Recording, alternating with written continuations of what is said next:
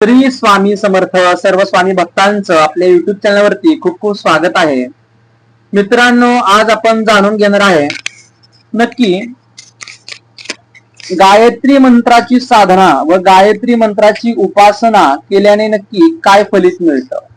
गायत्री मंत्राची ऊर्जा किती प्रबळ आहे हे तुम्हाला आज व्हिडिओमध्ये कळणार आहे आणि गायत्री मंत्राचा जप केल्याने किती पॉवरफुल असे अगम्य रिझल्ट मिळतात. जे हवंय ना ते सुद्धा मिळू शकतं गायत्री मंत्राच्या जोरावर. कारण की गायत्री मंत्र डायरेक्टली बुद्धीला कनेक्ट आहे, तुमच्या डायरेक्टली बुद्धिमत्तेवर इफेक्ट पाडणारा मंत्र आहे. त्याविषयी आज मी जाणून घेणार आहे. ठीक आहे. जर का नवीन असाल तर मित्रांनो, तर पहिल्यांदा लाईक करा, व्हिडिओला शेअर करा आणि सबस्क्राईब करायला विसरू नका. कमेंट मध्ये सांगा हा व्हिडिओ कसा वाटला. मित्रांनो, व्हिडिओ पूर्ण पाहिला तरच तुम्हाला समजेल नक्की गायत्री मंत्राची साधना कशी करायची आहे, उपासना कशी करायची आहे, मंत्र कसा जपायचा आहे हे तुम्हाला तेव्हाच कळणार आहे.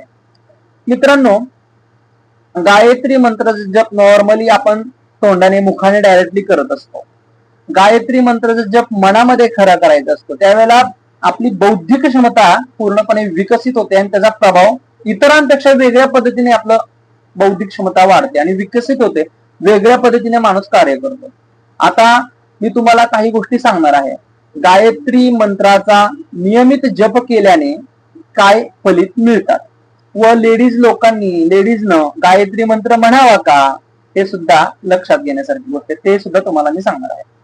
मित्रांनो, ब्रह्म गायत्री मंत्र हा यज्ञोपवीत धारण केल्यानंतर मुंज संस्कार त्याला म्हणतात, ते केल्यानंतर वडील कानामध्ये बटूच्या कानामध्ये गायत्री मंत्र देतात. तेव्हा गायत्री मंत्र पूर्णपणे गुरुमंत्राद्वारे कार्य करतो.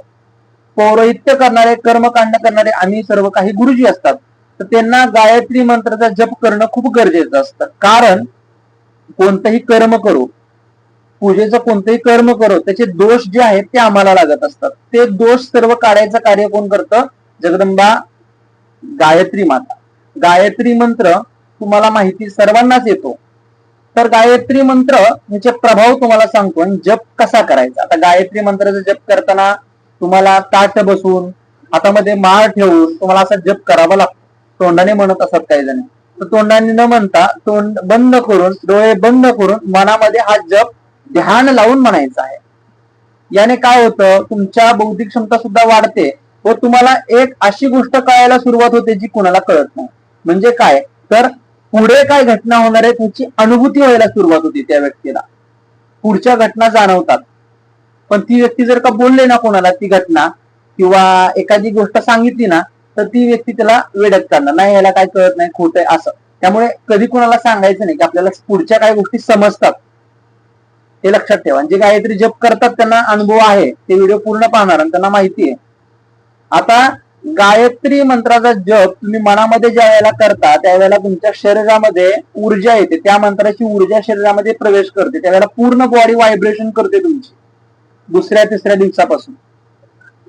आता गायत्री मंत्र तुम्हाला जर का मोठ्या प्रमाणात जर का सिद्ध करायचं असेल, 1.25 लाख जप आहे गायत्रीचा, मग सिद्धच करायचा असेल होईल तितका, तर तुम्हाला पुरश्चरण करावं लागतं. गायत्री मंत्राचं पुरश्चरण करावं लागतं. पुरश्चरण म्हणजे काय, तर गणेश वरून पूजन, कुलदेवीचं पूजन, प्रॉपरली पूजा असते, ती पूजा करावी लागते. गुरुजी असतात तर गुरुजी तुम्ही स्वतः करू शकतात किंवा इतर कोणी असेल तर त्यांना गुरुजींच्या मदतीने गायत्री पुरश्चरण करावं लागेल. गायत्री पुरश्चरण केल्यानंतर ना गायत्री मंत्राचा जाप हा तुम्हाला करायचा असतो. गायत्री मंत्र शापित आहे. मुळामध्ये त्यांना ब्रह्मा, वशिष्ठ, विश्वामित्र ऋषींनी श्राप दिलेला आहे, कारण खूप पॉवरफुल मंत्र आहे. तर हातामध्ये सर्वप्रथम जप करायच्या आधी हातामध्ये पाणी घेऊन तुम्हाला हे वाक्य म्हणायचं असतं. श्री ब्रह्मा वशिष्ठ विश्वामित्र ऋषी गायत्री देवी शापाद विमुक्ता भव, हे वाक्य म्हणून पाणी ताटामध्ये सोडून संकल्प करून तुमची कोणती इच्छा आहे, काय आहे, हातामध्ये पाणी घेऊन तुम्ही बोलायचं आहे.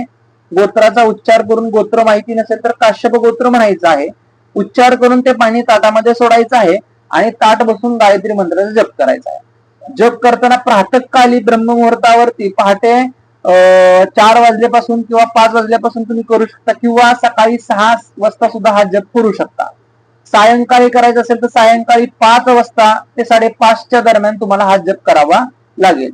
हा जप तुम्ही जसा जसा वाढवताल, आज 1 माळ, उद्या 2 माळ, परवा 3 माळ, जसं जसं गायत्री मंत्राचा जपाचा प्रभाव तुम्ही वाढवताल तसं स्टेप बाय स्टेप तुमच्या शरीरामध्ये ऊर्जा वाढणार.